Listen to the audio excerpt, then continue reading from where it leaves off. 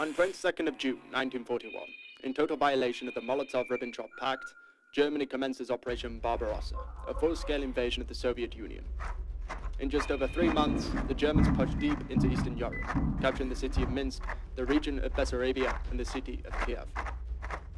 After a relentless 2-year advance into Soviet territory, the Germans were put into a stalemate.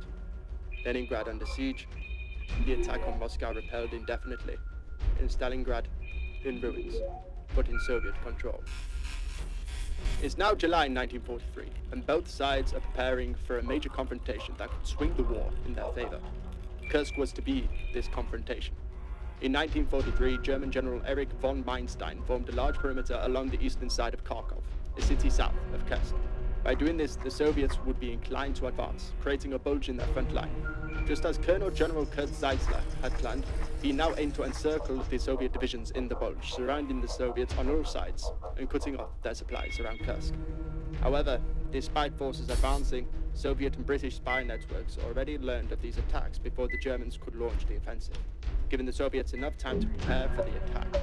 With the help of 300,000 civilians, an enormous defensive line consisting of 1.3 million men, 3,600 tanks, 20,000 artillery pieces and 2,400 aircraft was constructed, preparing to face an equally terrifying force.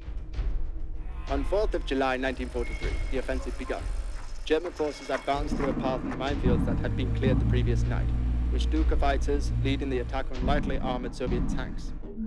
As 3 panzer divisions pushed forward, the defensive structures set up by the Soviets proved indispensable in repelling the panzers, especially with the minefields.